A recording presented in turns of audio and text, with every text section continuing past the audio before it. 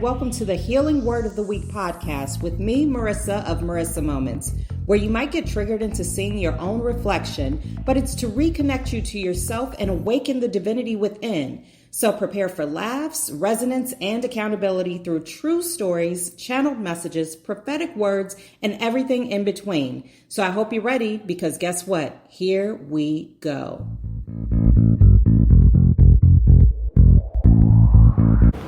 Okay, so the word of the week is control. Control, C-O-N-T-R-O-L, control. Like Janet Jackson, control. Yes, I said it and I sang it. But hear me out, right? So the word that Spirit put on my heart the message behind this word, control, is that we are still holding on so tight, right? You are, I am, we are. Holding on so very tightly. Like, okay, here's the thing, right? I get it because I am you. We are the same. We are reflections of one another. That's why these messages can resonate. So the reason why we often feel the need to have control over situations and circumstances is because we grew up in environments in which we felt we had no control. We had no authority. We had no say. It was my way or the highway. We had to put up or shut up. How many other ways can we say the same thing, right? So then we probably vowed in our youth, you probably vowed, I know I did, that I'm going to take as much control as I possibly could. I'm not going to have someone dictate to me what I can and cannot do. Now, this works in many different fold, right? So sometimes this makes us become more masculine, more hardcore, more, listen, I'm the only one who can do this, right? If I don't do it, who will, right? Now, the notion, the misnomer, I should say, behind these statements is that other people can do what we do. They just won't do it like we do, right? Now, let's applaud ourselves silently for this one, right? Now, here's the thing. When it comes back to that control in that youth and that childhood, we formed ourselves and programmed ourselves through our trauma, through our toxic environments, through whatever it is. And now don't get me wrong. I always got to put a disclaimer in to let you know that doesn't mean that you are in an absolutely hellacious environment or household, or that your parents or siblings or guardians or whomever you grew up around was all bad. You did not necessarily grow up in Hades, right? However, there were situations and circumstances that made you feel like you were less than, made you feel small. And the way that you could make yourself feel bigger is to grab control. Now, why do I keep talking about how we got here? Because we often have to understand how we got here to understand how we can undo it, how we can walk backwards. And not necessarily even walk backwards, but to undo the things that we've taught ourselves through trauma so that way we can heal and find a different direction to go. Just because we've walked a path for miles and miles and years does not mean we have to continue in the same direction. That is what I'm here to remind you of. That God, Gaia, ancestors, angels, and saints are saying that it's time to release that control and operate through faith and trust. Now, does that mean we have to be blind to our environments? Does that mean we have to be gullible? Does that mean we don't need to be cautious? Absolutely not. That is not what I'm referring to. But what I am referring to is when you get those notions in your heart, those visions, those dreams, those manifestations, right? Those goals. And you feel like this is huge. It is beyond me. How am I ever going to be able to capture this? How am I ever going to be able to capitalize on this? How am I ever going to be able to achieve this? That is when your faith steps up. That is when you have to lean on faith over fear. And that is when you have to push forward in trust, right? And trusting in the divine and trusting in yourself to know that you've already overcome so much, and everything that you've already overcome has put you in a position to be trained up for the next big thing. But if we're always feeling like we have to have control and we have to see the end point before we can even start the beginning point, then we're never going to move. We're always going to have a chip on our shoulder. We're always going to believe that even though people are trying to help us, that they have an ulterior motive. And again, disclaimer inserted. Sometimes people do have ulterior motives. Let's just be honest with each other. We're family. We're friends. We can be honest. But not everyone does. And that is who God is trying to position us around. And that is why we are being activated in this season. I know you feel it. I could feel it. That is why you feel more motivated to do things. However, that controlling Beelzebub bug is trying to get back in your ear and tether you back to who you used to be as opposed to who you're trying to become. Lean into your faith. Start taking steps forward without knowing the ultimate destination and trust in knowing that the destination will be revealed. Because guess what? That destination isn't always where you anticipate. You might have a destination in mind. Have you ever, listen, I get distracted so easily. Can you tell? I get distracted so easily. Sometimes I start off doing one thing, like right now, I'm supposed to be cleaning my house, right? And then I got this notion on my heart and I was like, oh, you know what? I got to do it. I got to do it. I got to be obedient, right? And that's how it works. Because if I were so staunchly set on the path and the itinerary that I laid out for myself this morning and last night, then I wouldn't be able to pass on this good word and this good message to you to motivate you to get things done yourself. Now, am I going to go back to my task? Heck yeah, because I got to get things done, right? But sometimes God will put pauses in our linear journey and put us on detours, not to distract us, not to even exacerbate our timeline or exhaust us or make us feel frustrated, but to help us learn additional lessons along the way. Sometimes we do have to complete some side quests, right? We always refer to that as being attention deficit or obsessive compulsive or all of these different labels and these mental health affiliates and all of these different types of things, right? But and at the same time, we are distracting and detracting from the fact that it's actually God repositioning us in a better way. So that way, when we actually get to our ultimate point, which kind of never happens, because as long as we're here and breathing and functioning, then we're not at that ultimate point, right? But that's a side note. But as long as we're working towards that ultimate point, we are going to be so much better for it, because now we have all of that new knowledge from those side missions. Listen, do you play video games? If you play video games, listen, I don't. The last time I really played video games was Atari. Yes, I'm dating myself. We had Atari. We didn't have a lot of money, but we had Atari. And it was fun. It was cool. It would burn an image into the screen. And so we could only use like one specific TV to play it on, but that's neither here nor there. But I had to say that for someone so you could resonate with this message and understand that I was not born with a silver spoon in my mouth. So when I talk about I understand where you're coming from and I see you, and because I am you, it's because I am you, right? We are each other. We're reflections of one another. I'm simply here to share my message and my story and my testimony to inspire you to keep going. And so that way you can understand that if someone like me can achieve all of these things with absolutely nothing but God, right? But God and faith throughout, despite my fears, then you can too. Listen, my voice shakes all the time. I get up and speak anyway because I'm passionate. Some just fell over as a confirmation. My energy is abundant. So I'm knocking things down when I even walk in the room, right? I used to think I was clumsy, but now I know it's my energy. Is bigger than anything can stand up to. And that's not just me, that's my God. That's God, Gaia, ancestors, angels, and saints. And the reason I send out that list is because I don't want you to get stuck on the semantics of the name. Because a rose by any other name would smell as sweet. We're talking about control here.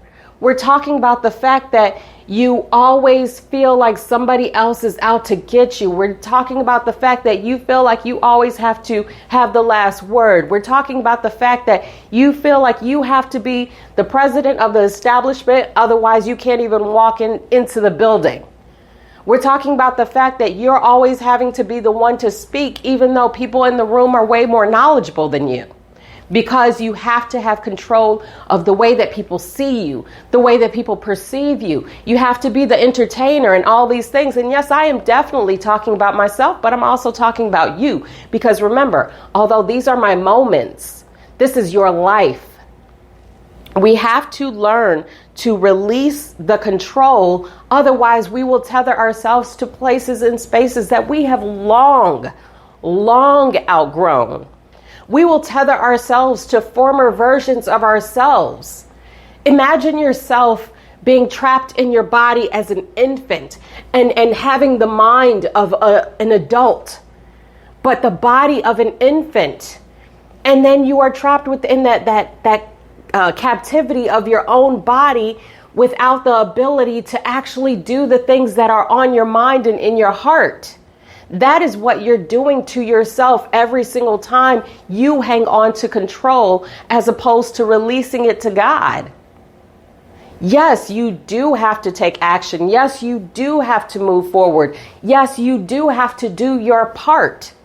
But you don't have to have every single thing mapped out, which is hilarious coming from me because I always say, clearly, one of my superpowers is OCD and organization, right? The same very things that people used to make fun of me for. When I would send a calendar invite just for a lunch with a friend, right? They say, Marissa, I know. I say, I know too. It's in your calendar, right? They say, oh, that's Marissa. I say, yes, it is me. And then it got to the point where people would say, you know what? This is just too much. Now I got a reminder about the event. And now you're confirming it with me? Well, you want to know something? And this is me venting. Yes, it is. But you want to know something? And this is my testimony. Those exact same characteristics and traits that I have in me that people got tired of and annoyed with and all those things are the very things that are helping me launch this free boutique for the community. These are the very same traits that I was tempted to throw out the window and try to reprogram myself out of that are helping to expand us and grow us so that way we can help even more people. Now, why am I talking about that? Because even though I'm talking about the essence of trying to control a calendar or whatever it is, one piece that I had to learn behind it is to understand that that calendar event, it can change. I had to learn how to pivot because if something changed or something canceled or if location switched, I would have days of contemplation and even anger behind it because now what? I had it planned out. This is how it's supposed to be. And now it's not going like that. So I can't do it anymore. And then I miss out on my blessings. So God had to train me up even through that, to let go of some of that control, right? So what I'm saying, and the bottom line to this bottom line is, yes, you do have certain character traits that might be to the outside world controlling. However, once you start to hone in on those traits, once you start operating through your healing as opposed to your wounds, then you'll realize that you don't have to see every single thing in order to have a safe step forward. You don't have to have the plans already drawn up in order to know that it's going to come to fruition. That is where you let go of control, and that is where you allow your faith to override your fears. Because when it comes down to it, control is rooted in fears and toxic training and trauma. And once we start to heal those wounds, once we start to revisit our childhood self, once we start to remind ourselves that we are no longer in those same spaces, that we are safe, that we are walking into our abundance, that we are walking into our promise, that it is safe to be ourselves wholly and completely, despite who we are in front of. that we no longer have to cater to our audience, that we will be ourselves authentically and our proper audience will find us because we're not living a lie anymore. We are letting go of controlling how other people perceive us. Because at the end of the day, it doesn't matter. People will see you how they choose to see you. And more often than not, they're seeing you as a reflection of how they see themselves. So if they say they don't like you, ipso facto, they might not like themselves. But that's a whole different topic.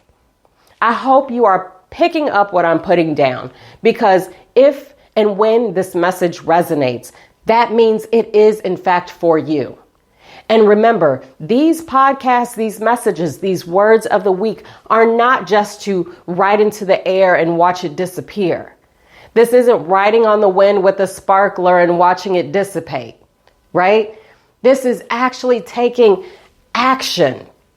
This is actually taking accountability. This is healing. This is reflection. This is drive and determination. These messages are not for everyone. That is very true and very clear. But for those who are tired and sick and tired of being sick and tired, this message is for you. Because there is a different way of being. There is a different way of existing. And in that existence, you will truly find your happiness. And not only your happiness, but you will truly find yourself. Once you strip away all of those different parts of your personality that you built up in order to protect yourself. Once you knock down that fortress walls, once you start taking it out one brick at a time through healing, through therapy, through church, if that's your thing, through conversations with other people who are maybe already in places and spaces that you aspire to be. Once you start seeing true reflections of possibilities, once you start separating yourself from those who wish to keep you tethered to your trauma, and once you step away from those who choose to stay tethered to their own trauma and unload it on you, that's a word, then you will start to see the sunshine too, despite whatever the weather looks like outside.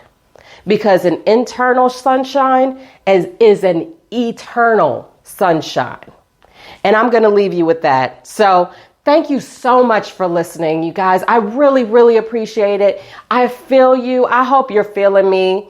I really love vibing with you. You know, if you're in Chicago, come out to the Give and Receive Boutique. Come shop for free. You can bring your gently used clean clothing donations. We'll add it to the boutique right then and there. Or if you don't have anything to contribute, that's fine too. We'd still love for you to come in and come shop. You're not a burden.